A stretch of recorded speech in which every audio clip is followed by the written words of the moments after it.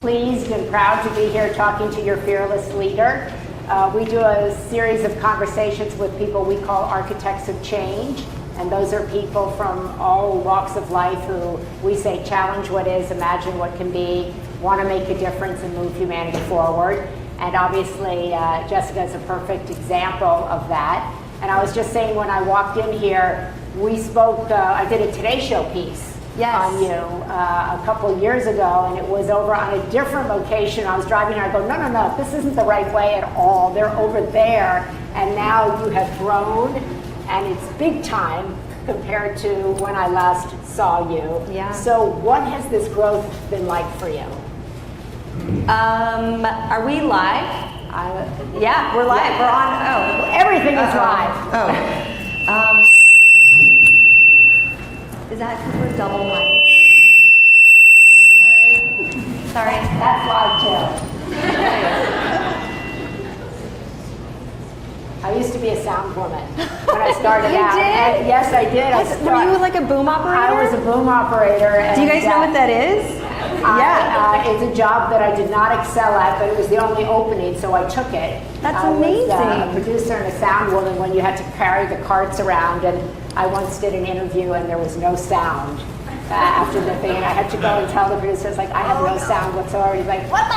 I was like, yeah, no, I told you I wasn't good at this job. I got off of that quickly. So, is the sound working? Is everything okay? Okay, so how long ago was that? Was it like a year? No, it was like, I think it was like 2 or 3 years ago. Okay, so we were in Santa Monica at our second office. Right. This is our third office. And what's different?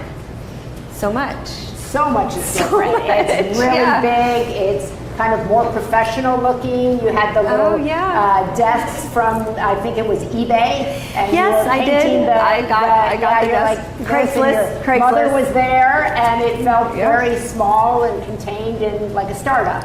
Now it feels big and professional. Well, that's good. Like sometimes you grow up and you actually can like grow into things. I feel like I've grown into myself as well as a leader, along with surrounding myself with people who are professionals, real professionals and experts.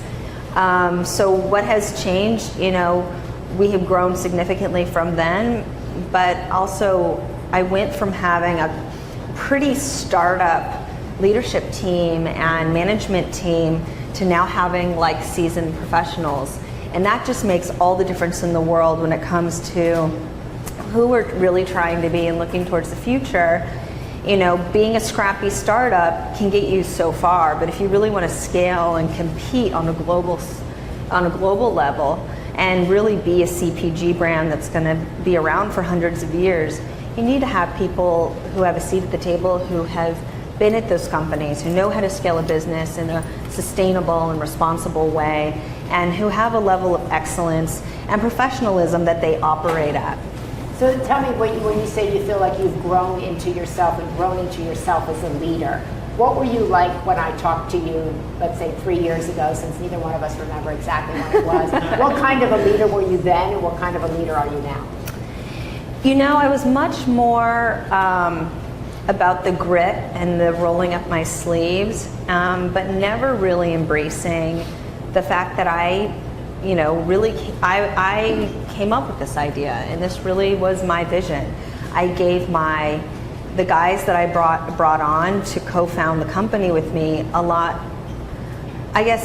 equal amount of visibility and taking credit for starting the company, when in fact I brought them on. And I had been working on the company for 3 years before I even brought them on. Is that hard for you to say? It's weird. Yeah. It took me a while we had a talk today with a bunch of women here at the company, and it took me a while, and it still is, it's not natural for me to embrace that, but yet it's so important outward facing and for women to hear it. Mm-hmm. And it's so important for like my daughters to hear it. Hey mom, you didn't need, a bunch of other people to come to the table with ideas to come up with this idea. Mom, you came up with this idea. Now it took a team to execute on it. Right. it took a lot of learnings to get there, but it was your idea, and like there's something to be, you can be proud of that. Do you think that's a typically female thing? It's where weird you're because like, I'm not, like, this wasn't really my idea. I kind of like, it kind of was, but it kind of not. And you feel kind of embarrassed or ashamed or scared. What is that? I have it too. So what is that? I don't know what it is. Or like guys just have no problem with being like, yeah, I started this, even if they didn't. Or this was my idea, even if it wasn't. Guys have no problem with taking credit. I remember there was some quote that I remember seeing, like something about how a white man who is mediocre at something gets like so much opportunity compared to a woman, or especially a woman of color, who busts her ass. Right. And you get like almost the same level of opportunities. He could even get more. Right. In a weird way. So if we can only wear the confidence of a white mediocre man on a daily basis, and I'm not trying to be judgmental for the men in the room who don't feel that way, and I do feel like the millennial men in this younger generation is much more self-aware, I think, than previous generations. Certainly the corporate America that my grandfather grew up in versus the world that we're in today, that even my husband's in, and that your kids are in. Right. It's a different world. But there's still a generation of men that are leading and dominating in many different areas that we still feel that oppression. And in government and business, in entertainment, I mean, across the board. So do you think, when you're talking about you're a more confident leader than when you're saying you're growing in, you're more like, this was my idea, I own my power, I'm more like, I'm the leader? And I think it's not having a small voice at the table, but it's having a strong voice that's not aggressive. It's a thoughtful, strong voice. It's like feeling comfortable in my shoes versus feeling like I need to strong arm and be the loudest and most aggressive in order to come across a certain way, or, hey, being meek. Right. It was like one extreme or the other that I would sort of like play in those areas. But now, I don't know, I just feel comfortable in my own skin in a different way. So when I was starting out, like in journalism, it was like you have to wear certain clothes, you couldn't own your femininity, right? Because then you weren't taken seriously. So you had to be tough, you had to work twice as hard. If you were going to have a kid, you had to bounce back the next day because someone was going to take your job. And when I talk to my daughters today, I talk about kind of strength and softness, right? Tough and vulnerability. Talk a little bit about, what does a woman leader look like to you? How can you be both strong and soft, sexy and smart, and your femininity, and it have it work for you, but not get in your way? That has definitely been a big lesson for me, and it's still something that I'm learning how to navigate, because I did 100% take on more of that aggressive tone and that alpha. That was my personality, and that's just my character and the armor that I put around myself. I think to not be a victim, to be quite honest. I mean, when I was growing up, if you were a girl and you were even, quasi-attractive, there are people who will come after you in certain ways, and it's scary. So I put on this really heavy bravado and armor around me at a very young age to make sure that I kept myself safe and protected from that type of behavior. Did that work? I think it did, to be honest. Like I for sure have had people step over the line with me along the way and trying to take advantage of me because I'm a woman, but I feel like it did help. Now on the flip side, when I got into this professional setting outside of entertainment, it really helped in entertainment, because then people never even tried to come at me in the way that I saw them coming at a lot of other young women in the business. But now in this business especially, I mean, you have to be connected with your heart and your head. You can't just lead with your head, and you have to have empathy and compassion. And as a mom, I found that whenever I relied more on my black and white, just do this, you know, just like get through it, that doesn't resonate with my girls. Like they're like these complicated, like, feeling machines, and they have all the feels all the time. And so I really had to tap into, and my husband has all the feels and has no problem with emoting. And so that's another conversation. We have to bring him in, right? Yeah, he's I can get like that. Yeah, I don't. He's just like he's really okay with crying at any time. Like, he just is. And like a play, if it, like, or a commercial, if it like moves him, he just will cry. And it's not like it's just like, oh yeah, I cried.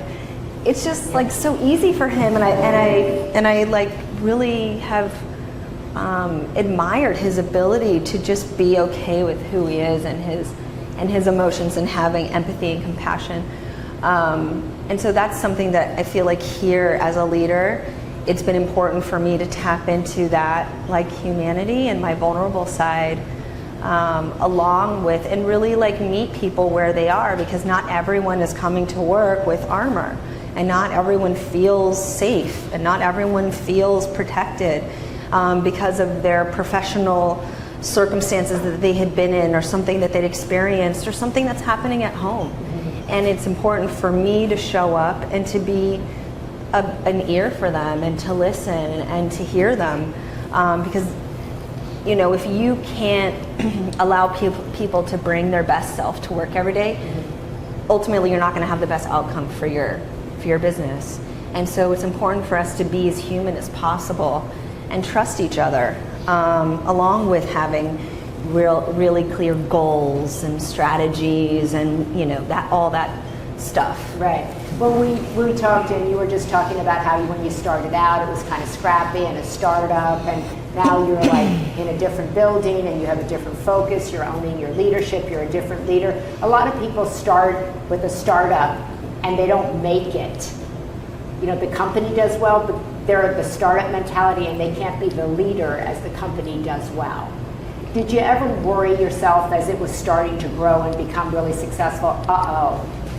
I can't grow with this. I might just be that scrappy startup person, but not the person that's going to take it and stay with it. You know, I've always had the long-term vision since day one. I almost felt like I put on the mask of a startup person and played that role until we outgrew that phase, because I've always known that we should be a brand that is for everyone on a global scale. You know, who doesn't want to live a healthy, happy life?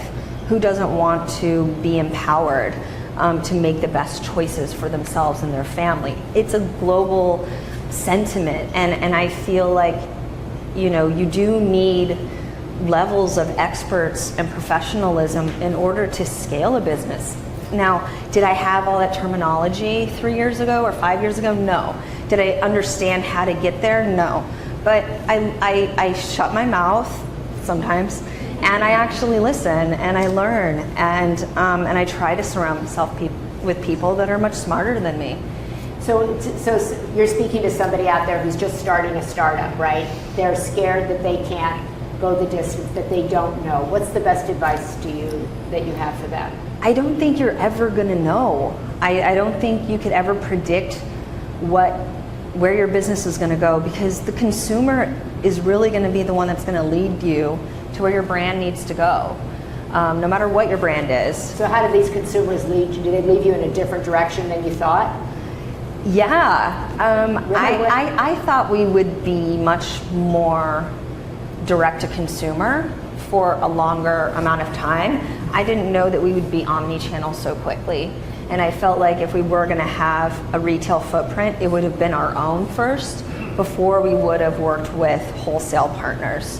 So that in itself was a whole level of complexity that was added to the model. I also wasn't really sure what areas our consumers wanted us to go into as far as product verticals. So we launched in home and baby and a little bit of personal care for baby, but our consumers were like screaming loudly that they wanted us to get into beauty and products for them as well. Mm-hmm. And so that was something that I was excited about because I wanted that from day one, but I didn't know it was going to come as quickly as it did.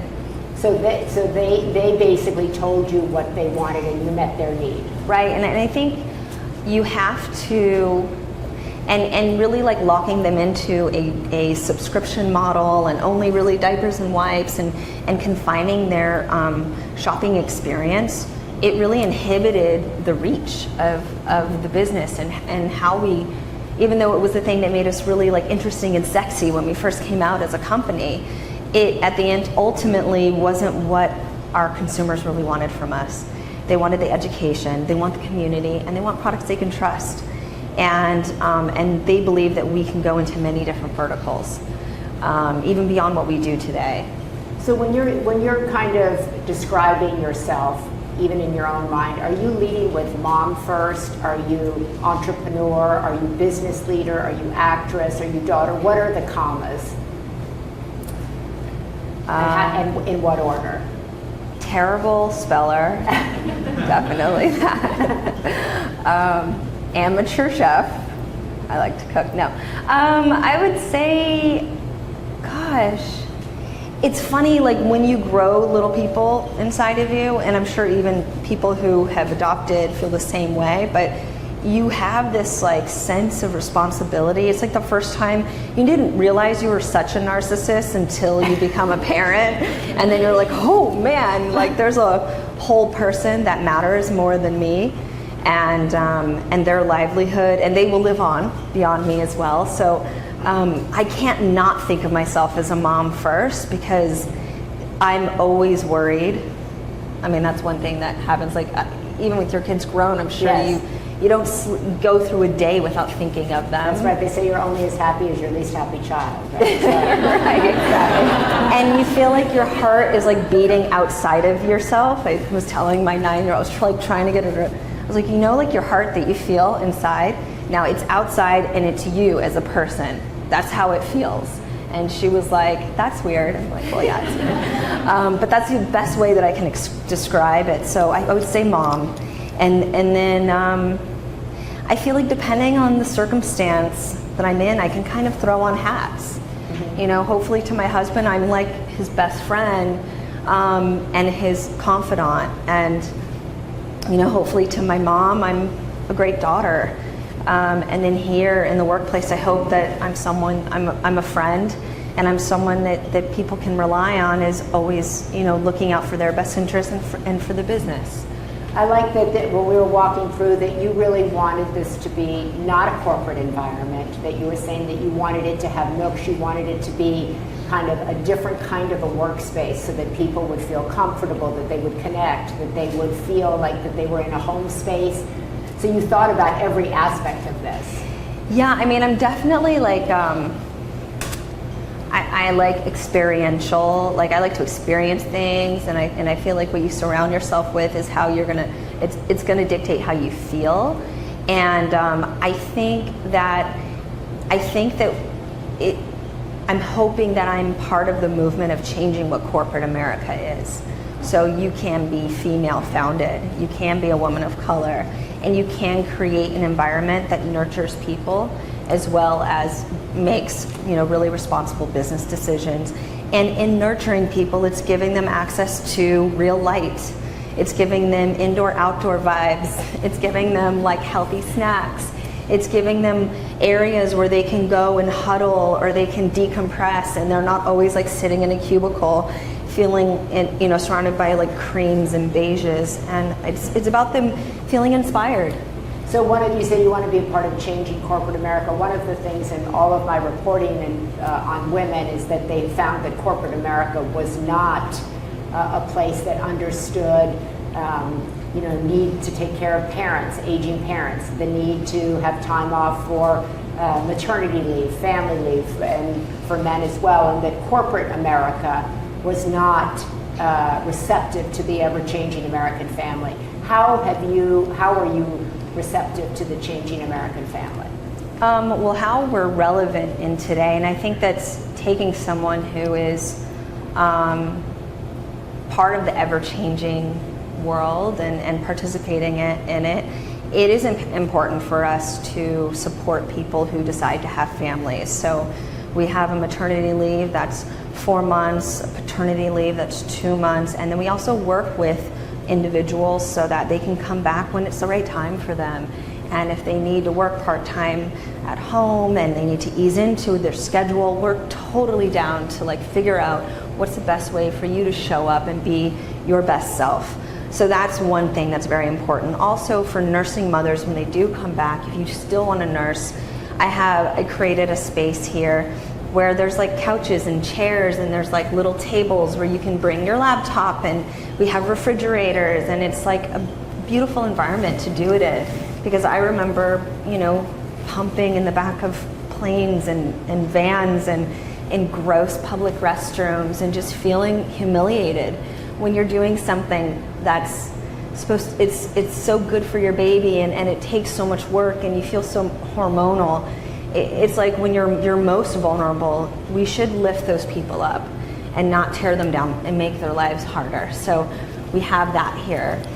And then we created a new ERG program, and ERG is new to this company because we have all new leadership, and it's called WELL, and it's Women Excelling in Leadership and Living. But it's open to men. It is open to men. Okay, so explain that, because I was reading about that, and I was glad you were announcing that. So women excelling, right, in leadership and living, but open to men. Right. So how's that work? So I think, we obviously don't want to not feel inclusive, and I think the old, I have such bad heartburn. It's the worst. If anyone is wondering out there what's happening, this kid is inside my esophagus. It's a boy. I told her, get ready for a big love affair. Yeah, with that boy. So, I think the old way that women had to stand up for their rights in being feminists was to not be inclusive. But I think the only way forward for you to be a true feminist and really stand for equality, because that's what feminism is all about, we're all equal, is to bring the other half of the population to the table, and for them to have compassion, for them to learn about our struggles and what does it really take for us to climb the corporate ladder? What does it really take for us to be developed when everyone in that top, C-suite level are all men, and only 5 or 6% of Fortune 500 companies are women. What does that look like for us when we don't have an example to even look up to, more or less, when we even try and get our seat at the table? And are men versus women, what are some of these circumstances like? We do have an idea when we are developing and growing, when we do make a mistake, how are we treated? And are we treated differently? I know how I'm treated, and I see how other people are treated, and it doesn't feel fair. But what doesn't feel fair to you? It's not always treated the same way if a guy makes the same mistake as a girl. And I've been in circumstances where that's happened, and they'll hammer away at the one thing that you didn't do right, and it's quickly forgotten what the other person has done.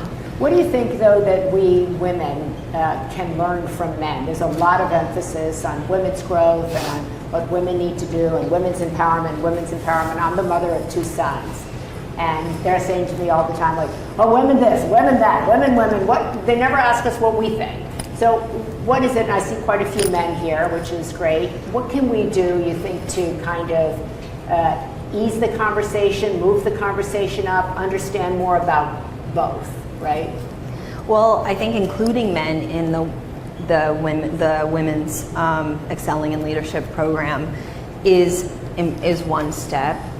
I think think I don't really know, and I should probably ask some guys in here because that's a really good question. I mean, there's only so much that I can say coming from my perspective, but I see 3 guys in a row. They're stuck together. They're kind of isolated. There's no girls sitting next to them. Oh, there's 3 more guys. There's one over there. They're all sitting together. I mean, so we have some guys here. Not again. I feel like it's this one thing. Are there any guys here that have Yeah, I would be interested to hear from one of these any guys that is suggestions kind of looking down of how they're looking at each other. Yeah, Rick? Yeah, so here's what I would say. It's not the youngest. Wait, come up so that people can see you on Facebook and Instagram.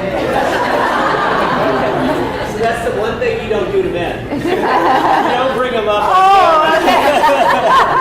So, what I would say is what Jessica brings every day is this calmness. Like when you're in the boardroom, the leadership room, on the leadership team, it's calming and it's be yourself. Mm-hmm. So I think men want to be themselves too, right? And because if we can be ourselves, then we can treat all of you the way you need to be treated. So I have 2 daughters, and I've learned the most from them how to treat women. And obviously, I'm not doing it very well. No, you are. You're working at a company that seems to be very dominated by women. So it's awesome. So what is that? So this is a new experience. What are you learning about? What didn't you know? What are you surprised about? What could we do to bring men, more into the conversation around equality and so having? I think the ERG is a great first step. You bring it forward, right? Mm-hmm. I don't see this company as a company of men and women. It's so inclusive. It was the day I started. I'm fairly new to the company, so it's always been a company of women and men and diversity. Mm-hmm. So I think here you just feel that that's a part of the culture. So in my past lives, it maybe was not as, but it is very. It's not black and white. It's very inclusive. Very inclusive. Yeah. So maybe that's overall you're setting the stage for more. I see it nodding over there. None of the guys want to talk. That's so wild. Because you bring us up here. I have all brothers, so I'm used to that. But I think that's a kind of, as a woman leader and wanting to change corporate America, it's really about kind of making an overall inclusive place that's good for everyone. Yeah, and I think the more men have interactions with women, and the women that they're interacting with, on a professional level, they have real weight and power and hold a real position and have real meaning, then I think women are heard. I think having true diversity is the first step. If men are only, really dealing with themselves and the only woman they deal with is someone who's 3, 4, 5 layers away from them as far as their day-to-day interactions, they get uncomfortable too. I mean, I've been in plenty of rooms and certainly spoke at plenty of tech conferences where I'm, one of 5 women and there's, 1,000 men. And they are they stiffen up, they get awkward, and they just don't even know how to act.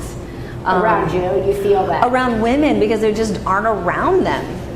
And they just don't have to interact with them unless they're at home with their mom or their spouse, or if they randomly are behind someone in line at the grocery, or but it's not a day-to-day occurrence. But I think the more we can interact and weave in different folks at different levels and have them have, real voice in the conversation, that's all it is. People are afraid of what they don't know. What if I had been here, before I went to the other location, and I said to you, your company's going to be worth $1 billion, you're going to have a big office building, Honest is going to be all over the world, what would you have said? Cool. Would you have said that's what I see, or no way? Yeah, 100%. You would have said that's what I see. Yeah, but bigger. Bigger. Yeah. So you see bigger than where we are. Yeah, we're not global yet. We're not even really across the country. We're really like concentrated in urban environments. And even our distribution with retail partners, we're not really nationwide in the way that other CPG companies are. We're really quite small. And you know, I just think there's a lot of green pasture, and I think there's a lot more for us to do. And I don't think it's just product based. I really do think it's giving people a better option to live a better life. So education and community to me is just as important as the products that we make. And before we open it to questions, I read that somewhere that your business hero is Elon Musk. No, is that true? I don't remember that, no. Oh, okay. No, that's it. I mean, I do totally admire someone who has done what he's done. I mean, Who has that brain? Who has that brain, but also has just the cojones to go after it. I mean, Don't you think you have from cojones to go after it? Oh yeah, no, I do. But I just think it's oh wow, he is I'm gonna just make some rocket ships and I'm gonna do the suits and those are gonna be sexy and there's basically it's all gonna be operated on this one-touch pad situation and he's just streamlining space. Yeah. What? Yeah. Making it more efficient and better looking. Is there somebody you look at that you go I want to emulate that, I'm inspired by him or her? I'm inspired by a lot of people. I'm inspired by Mary Dillon is a CEO that I'm inspired by. She runs Ulta and just what she's done with that brand has been so impressive and she's come up through CPG and corporate America and she's a mother and she's been I really love seeing, how she's sort of broken through boundaries and paved her own way. She's super cool. I really like and look up to Tory Burch as well. And she has put a lot of emphasis around mentorship and actually helping women break into business and developing them.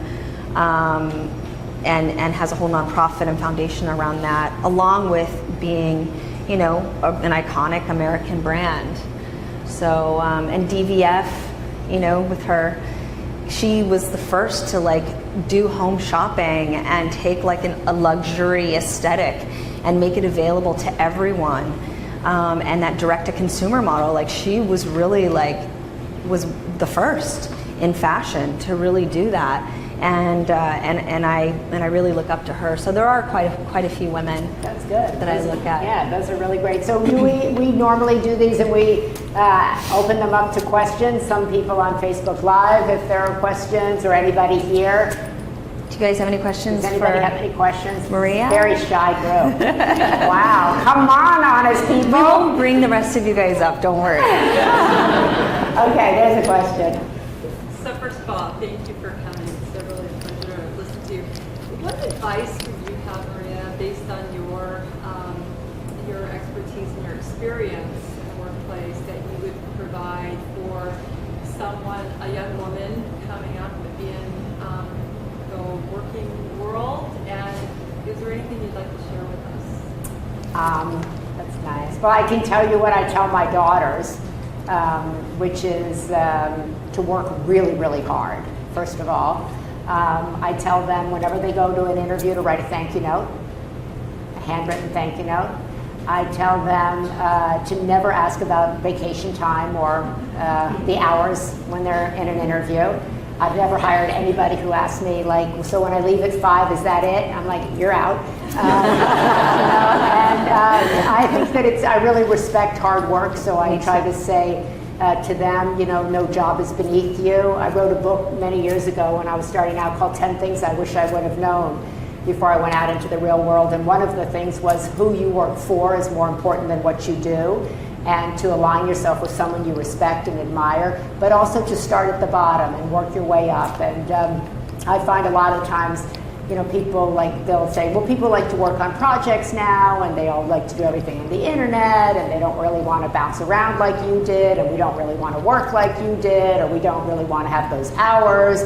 And I said, so I try to kind of counter that when I talk to, kids who are in college who are coming out, or in journalism. I tell them you got to be a really good writer, and you got to think really quick, and you got to be on it. And then I try to, the news business isn't one that talks about compassion or, being kind to one another, and that's kind of a totally foreign language in the news business. But I believe it does have a place in the news business, but I really try to kind of just emphasize hard work, because I believe at the end of the day, that really is what separates people, because there's always a lot of smart people.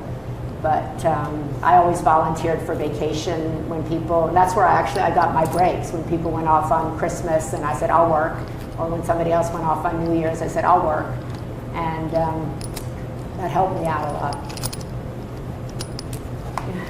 I love that. Yeah. That work ethic is something I can totally relate to. Yeah, it's important, and it's right? really, really great advice. And I think it's really important for the generation coming up. This generation, I think more, and there's many statistics around it, but more than any other generation have been really praised and coddled in a way that other generations haven't, because parents just didn't have the time. They, there were lots of things going on in the world and with the economy, but this generation really got to, they got their parents' full attention, and they got their parents to almost live for them. And so every day when you're told, you're great, you can be anything, you're great, and then the reality of the competition of what's out there, and when you go and you apply to a college or you go on these jobs interviews, there's 1,000 other people who are also great. Mm-hmm. Now, who's going to really put in the work? Right. Who's going to be creative? Who's going to put in the time when other people are like, can I just get off early and work from home and work on this other thing and play a video game and see my friend? In the beginning, you are really, I think that's when the grind is real. Yeah. I think the grind is real at a lot of different ages. Yeah, and I think it's also the other thing I try to say to my daughters a lot is that you have a lot of these opportunities because a lot of other people really busted their ass. And I say, Linda Ellerby, I talk a lot, there are women before me in journalism who had no maternity leave. They didn't even get a day off. They had to grind it out so that I could get a week off. And, and then they came and they were serious, and, they showed up, and so everybody benefits. And just even mentioning DBF and other people who've gone before you, they break barriers, and you're breaking barriers for somebody else. And so I try to also tell them how important it is to honor people of other generations, and that people of all ages have something to bring to the. I'm big on this intergenerational thing. I love that. Yeah, because I think I do so much work in the Alzheimer's and brain health and women's space, and kind of that, how we can do a better job of bringing people of different ages together to help each other, live with each other, learn from each other. I think that's a really big deal. Me too. This is so quiet here. Yeah. Okay. You guys are dispensing great advice, I'd like to get some more. I'm just wondering, because you guys both came up in industries where there's a lot of competition, a lot of judging. How did you guys create your inner voice, and how did you deal with the self-doubt? Or maybe you didn't have self-doubt, but I do think that that's something as you're moving up in your career, there's always that second guessing. So how did you guys deal with that? Self-doubt, second guessing as an actress. Come on, when you're being told every single day that you're not good enough. You know what? I actually, in a weird way, I feel like the more people told me that I wasn't going to be something and I'd never make it, and they gave me every reason why it wasn't going to happen, it gave me fire and fuel to pursue my goals and my dreams and to push through the noise.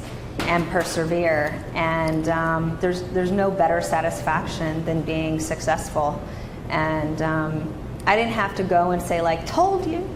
But I think just like living the life that I got to live and being happy and being able to wake up every morning and look in the mirror and be satisfied with the person I was looking at, that to me was my way to reward myself for the hard work. But I had many times where I doubted myself as an actress in my career.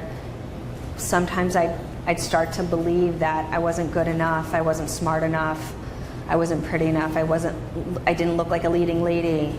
They don't have brown skin like me, you know. They don't have a strength that I bring to the character. They have to be a little bit more shy or meek.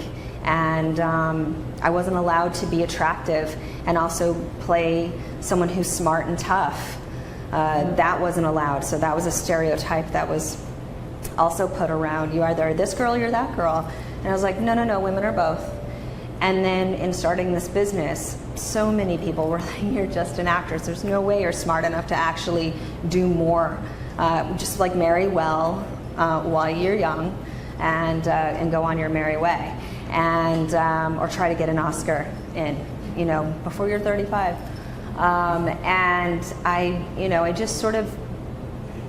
just didn't believe them because they never helped me along the way. And all those like weird things that they say you need to do, like you need to go and like network and go to the dinners and the parties and no, you don't. You don't. And when someone wants to do a meeting in a hotel room, you don't need to go. You can go to a normal office building. Those exist. They do. And so just kind of like standing up for what feels right in your tummy, your gut, and pushing through. But it feels lonely sometimes. Yeah, I think finding your voice, I can't see you where you are over there, but I think that's a really great question because I think your voice also changes, by the way. Your voice is different when you're a teenager in your 20s and 30s and beyond. You can feel differently about things. I don't think there's a human being alive, if they're honest, that doesn't say they haven't had self-doubt. I've had a lot of self-doubt. I've had a lot of fear in my own life. When I started in my career, people didn't give me the time of day.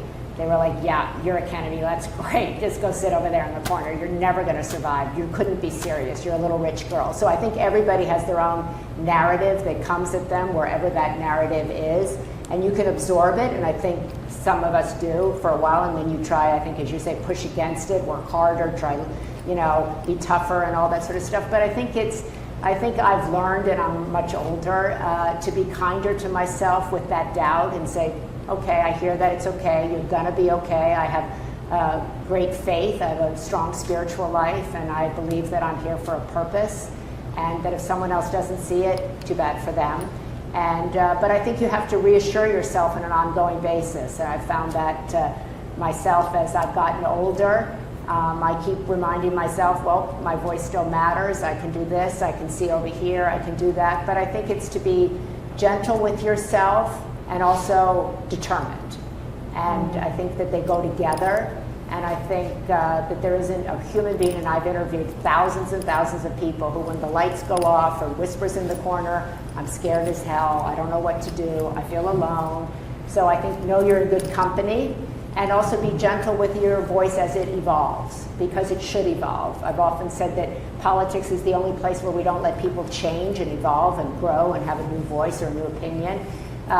We should all have that. I don't want to be the same as I was at 20 or 30 or even 40. I'm different today, and thank God, because I've learned a lot of things along the way, and I've let them land, and they hurt, and they make me change. And so I have a different voice today than I did at Jessica's age. Going off of that topic, how do you reinvent yourself? What tips on how to do that? How do you reinvent yourself? How would you?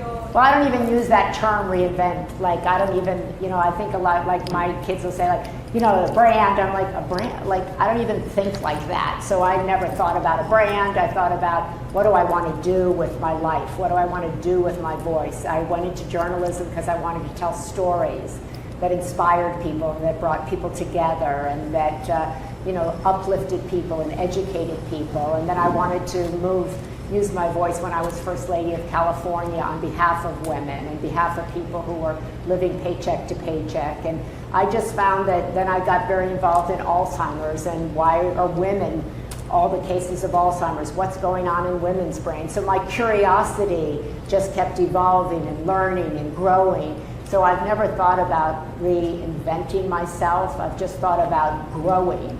And my curiosity has led me to now I spend most of my time with researchers and scientists. I was like, wow, what am I doing? Or I'm spending a lot of time with, spiritual leaders, because I got my ass kicked, in my life, and got down. I'm like, I need some frickin' help, get up, right? And I got knocked down. So I find myself, as I've grown and as I've evolved and life happens, and all of a sudden, I was just telling Jessica, I'm moving my son out, and I'm going to have an empty house. I have a kid at college, but he comes back for a weekend or something. He's at Michigan, and he's like, I'm the happiest human being on the planet. He told me, and I called him on my way over here. I said, I'm going to interview Jessica. She's hot. He lives with 24 other 20-year-olds. Okay. Wow. And Still got it with a 20-year-old.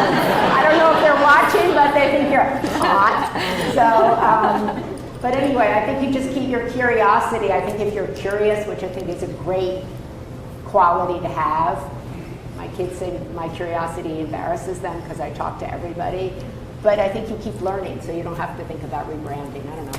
I agree. I don't really necessarily think of it as reinvention as much as self-evolution or self-growth. Exactly what you said. And I think it actually is harder to stay the same.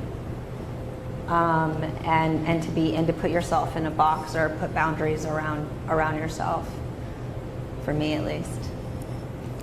Any other questions? So I know you said you work with a lot of different women organizations. Yes. And over the years, when you've interviewed other businesswomen, what are the main things that you see in them that separates them from other women who may be struggling, trying to get where they are? Well, that's a really good question, and I've interviewed, people of Jessica's caliber, but I've also interviewed a lot of people who are in domestic violence shelters, or who are working paycheck to paycheck and raise 3 kids on $9.50 an hour. And I think the kind of common thread I find in people that they just don't give up. It's like this perseverance in people. I did a big documentary called Paycheck to Paycheck, which was a documentary that partnered with a thing called the Shriver Report, where we reported that the face of poverty in this country today is that of a working woman with dependent children. And when I went out and interviewed those women, they have the same drive and power. They don't maybe have the same, dream as Jessica, but they want to be somebody that their kids are proud of, and they want someone to believe in them. So I find that that's kind of universal, and it's why I love journalism, because it puts me in a place where I'm meeting people that I never would meet normally, It takes me to all corners of the world and meet all kinds of people, and the ones that always inspire me are these, incredible people who, they're in Walter Reed, they've lost both their legs, and they're like, I want to make my mom or my dad proud of me. Or it's a woman who's in a shelter and she's like, I just want my kids to be proud of me. And so I don't know, I find that is a quality that, kind of unites what you're doing. You built this for your kids, ultimately, right? It's a mom on a movement, right? And that, I think we're all trying to do that at the end of the day, is make, whether it's our parents or someone, proud of us. Okay, well, I think that's about a wrap. Oh, is there a question? I saw a little hand. What would you say would be your personal mission, and how has that changed throughout? I couldn't hear. Sorry, I didn't hear. Your personal mission. Personal mission. What's your personal mission, and how has it changed over time? Over what? My career. What is your personal mission, and how has it changed over your career? My personal mission, I was raised by 2 people who wanted to change the world 24/7. They never laid down, they never sat down, and they did. My mom started the Special Olympics, created a worldwide movement for people with intellectual disabilities. My dad started the Peace Corps, the War on Poverty, Legal Services for the Poor, Vista Job Corps. They like changed programs like every day. They were coming up with something new that changed the world. So I wanted to make the world better, not maybe on the level that they were doing, but I always had a belief that I was here to make the world better. And that's evolved. Journalism, I wanted to make journalism better. As First Lady of California, I wanted to make California better.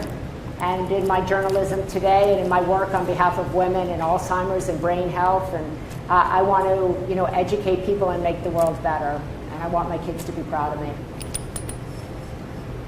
Yeah, for me, I definitely spent a lot of nights praying that if I ever got the opportunity to really fulfill my dreams of getting out of the Inland Empire, not that there's anything wrong with the Inland Empire, it's a totally perfectly wonderful place, but I had dreams. I wanted to see the world and travel, and I wanted to make an impact and make a positive impact, especially on underserved communities and people who didn't necessarily have a voice.